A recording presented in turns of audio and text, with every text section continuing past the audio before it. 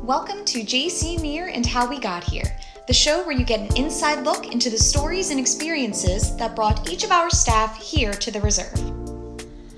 So today we have Anna Caputo here with us. She is our Watershed Ambassador that we are hosting for 2019 and 2020.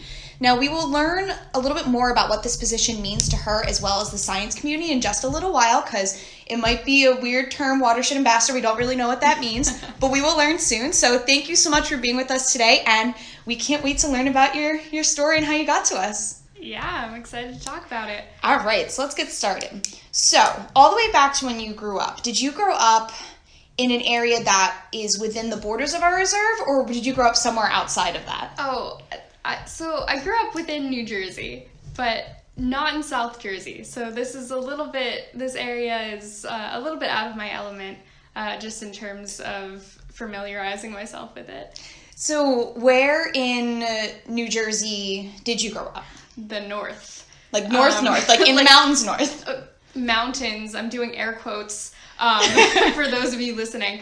So I was in the rocky, hilly part of New Jersey. My hometown of Midland Park is about 30 minutes north of New York City and about 20 minutes away from the New York State border.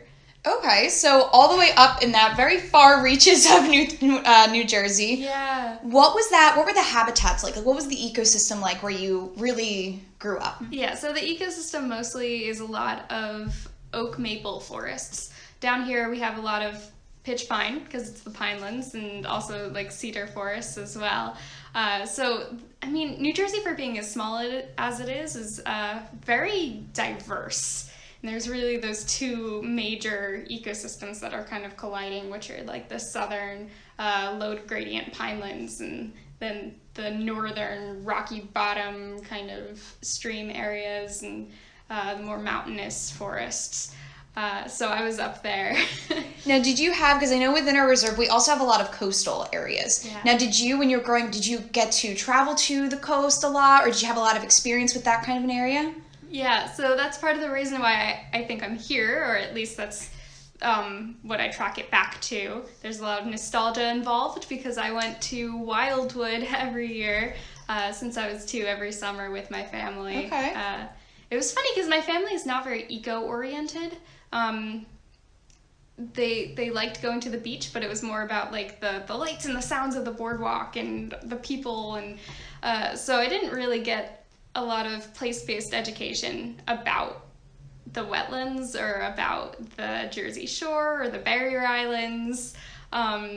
So I did in 2016 an internship at the Wetlands Institute where I really got that place-based education I was missing about that nostalgic area for me, and that's kind of where I fell in love with this part of New Jersey and probably why I'm here today. So that's a little bit about how you grew up. Now, when did you know, was there a certain experience or something that happened that you knew that you wanted to work in the environment, in the sciences? That's such a hard question because I feel like it was very innate within me. I remember growing up being a little kid and playing pretend and pretending I was a scientist and, playing with those little kit microscopes that kids get sometimes and just having a blast with that. So I was wanting to do something with the environment. I don't think it was till college that I really considered going into the sciences or to environmental education and science communication as well. So as you were going through elementary and high school, whether it be public or private school that you went to, did they have any kind of special programs or any cool field trips that you remember that you went on that kind of helped bring you here? Yeah, so there's 2 memories that kind of stand out in my mind. The first was, I think, in elementary school. This memory is very hazy, so forgive me. We went to the Meadowlands Environmental Center. I think it's through Ramapo College. They do that, or they run that particular nature center. But I remember just going there and talking to a naturalist, and he was telling us about like bird wingspans. And I remember thinking in my head, that's what I want to do. Something like that. And then also I think that we started doing something with macroinvertebrates. I remember nothing about the macroinvertebrates, but it's funny because I do a lot of that now, dealing with those particular species. And then the other memory that stands out in my head was I had a really excellent environmental science teacher in high school, who in her environmental science class, we ended up learning about birds and plants and habitats, and it kind of was my first stepping stone to becoming a naturalist. So elementary, middle school, high school, all of that. Now college, yep. So what school did you go to, and why did you choose that school in particular? Yeah, so I ended up going to Green Mountain College, which was up in Vermont, small liberal arts college, but it had an environmental focus. So for someone who knew that they wanted to do something within the realm of the environment, it was kind of a good fit for me, because no matter what major I ended up choosing, I could ultimately end up in an environmental field. So I think that's how I ended up there. So what was the first major that you went with? And did you switch it as you went, or? So first major that I went with was environmental studies, which is the broadest right. of all of the majors. And I found that in college I was a little lost until senior year. So I ended up sticking with that major, but I just made it more specific. I tacked on minors and a concentration in there. Mm-hmm. So I concentrated in environmental education. So that's really where my background is and where my interests lie. And then found out that I really was interested in more science the end of my junior year, which is interesting. But I also have minors in writing and in theater. So after college, did you go right into your kind of career path and starting out, or did you do a master's program? So I went right into my career path. At that point, I was like, I need a break from academia, and I'll go back when I feel the time is right. So I jumped right into a seasonal position as a marine science educator at the Narragansett Bay Estuary Research Reserve. So I did that for a season. Okay, so that's cool. As you started to get my apologies, introduced to that the estuarine community and that sort of habitat, because it's incredibly unique. Yes, I love the Estuary Program, and I'm so grateful I had the experience to work in two of them now, because the way they're set up is very similar, but they're very different places, and I love the mission of it too. Now from there, so that was a seasonal position. Yes. So over the winters, did you just have a job to pay the bills, or were you able to find other jobs in the field that were seasonal as well? So after the Narragansett Bay Estuarine Research Reserve, I went right into an Americorps program that let me work as an environmental educator up in Vermont, actually. So a little bit of detour from the coastal trajectory of my career. And I ended up being an educator and raptor trainer there for about 2 years. That's awesome. Yeah, so working with wildlife, and so there was an avian rehabilitator there at our hospital, and then I was doing the bulk of working with the full-time resident birds there. A lot of them had permanent injuries, and we were training them how to be comfortable with people, and how to step up on a glove on someone's arm and fly from glove to glove, and then fly around the room if you tap a perch. So that was a very interesting experience. I know way too much about birds of prey now. So how long were you there with them with that kind of a program? 2 years. Okay. Yeah. Right, and you said that you had an internship at the Wetlands Institute. I did. Now, I know I was there with seasonal positions for a while. Incredible program, incredible facility. So what did you do with the Wetlands Institute?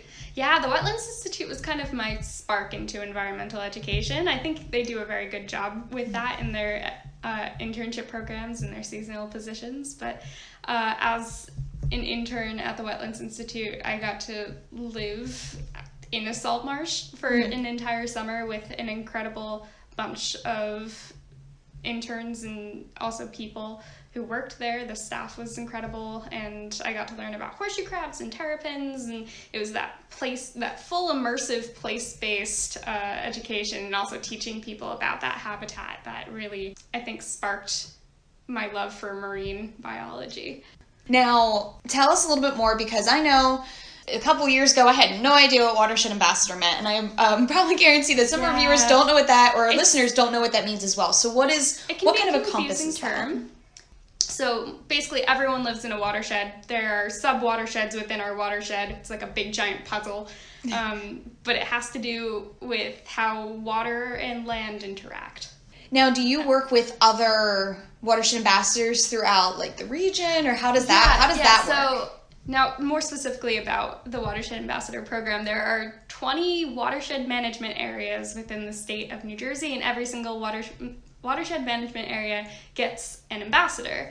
So we're kind of like the Lorax for our particular watershed. It's our job to do education and outreach about watersheds and how humans interact with it, especially with the different kinds of pollutions that we end up causing in our everyday life and how that can go into the water. We also do stewardship and community outreach. So we'll work with partners within our watershed to create or do projects throughout the year. So doing that. And then we also do some water quality monitoring as well. So I go out, I'm very lucky because our watershed, the Mullica River watershed, is actually one of the most pristine watersheds in New Jersey, and actually in the East Coast too, which is great because this is New Jersey. No one really thinks about it being so pristine, but this particular one is because of the Pine Barrens. But I'll go out into the Pine Barrens and assess streams by looking at the macroinvertebrates that live in those streams, so the larval forms of flies and insects, and then also mollusks and crustacean. And by the biodiversity of animals that are living there, I can kind of assess how healthy those streams are and contribute to data sets that the DEP has been collecting for over 20 years now. And as far as I'm aware, now you have to do this kind of large master project throughout your, I'll say call it like a residency here. Do you know what your project is gearing towards, or can you give us like a little bit of a sneak peek into what your project is going to be? So I have several different projects going on, but for the Jacques Cousteau Estuarine Research Reserve, I am doing my host agency project here, and I'm actually really excited about it. It's going to be a BioBlitz, which is really fun, but more specifically, we're looking at gauging the forest behind the reserve in the marshland there. In case anyone is unfamiliar with a BioBlitz, I thought I'd give a definition for that, but basically it's taking inventory of all the species that live there, from plants to animals to fungi and everything in between, and just kind of assessing what is there. Now, the reason why it's kind of important and why we want to do a BioBlitz here is because there is a marsh behind the reserve called the Grassley Marsh, and it is a tidal marsh, or it should be a tidal marsh.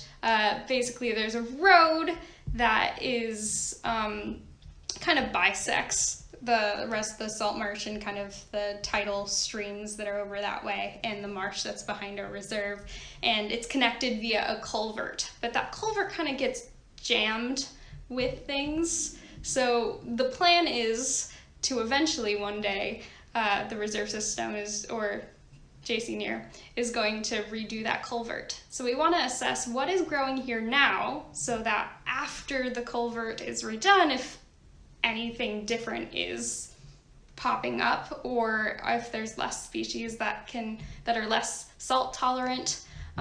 Basically, we want to see how the ecosystem is going to change, or if it's going to change. So, for all of our listeners here who hear about your project and they want to think like, how can I get involved, or is there any way I can participate? Is there a way that they are able to get involved in your project? Yes, absolutely. So BioBlitzes really rely on volunteer participation because it's very hard for people to survey a large area in a short amount of time. So the more help we can get, the better. And it's really great because we're able to use a medium of iNaturalist, so that it means that at whatever skill level you are at with IDing species, you can still participate. So the app iNaturalist is a citizen science app that you can put on your phone, and it allows you to take a picture of let's say a mushroom, will tell you exactly what species it is, or at least give you a pretty good guess. It's actually quite amazing, and it will locate exactly where you took that picture. So we're using iNaturalist to kind of help us with the BioBlitz to get people involved, or get more people involved. So we're having people come in, we want them to walk the trail, anything interesting or even small and seemingly insignificant, take a picture of it, put it on iNaturalist, and add it to our project that we're going to put up, so that we can kind of compile all of the different species that we have, as well as we want certain groups to go out and look for specific things, so that we're not getting 20 pictures of the same interesting mushroom on the trail. So we'll have a bird team get up pretty early and go birding out on our trail, look in the marsh, look at everything that's flying overhead. We'll have an amphibian team go out there and try to look for where the amphibians are. We'll have, I think, traps out in the little salt pond out there for fish, so we can kind of look at what fish are there. And we're still trying to plan out all the logistics of those specialty groups, but people can sign up throughout the day if they're interested and around.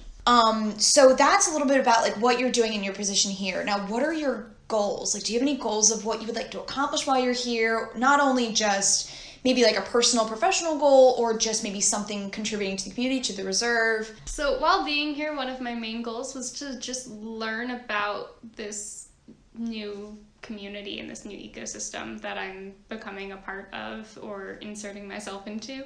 I really didn't have a lot of experience working with the Pine Barrens before this, so kind of immersing myself in that ecosystem is something I'm incredibly excited about, as well as the Great Bay Estuary. I get very excited about very small, wondrous things in our environment, so trying to look at this community and this ecosystem from that perspective, as well as networking and making new connections here.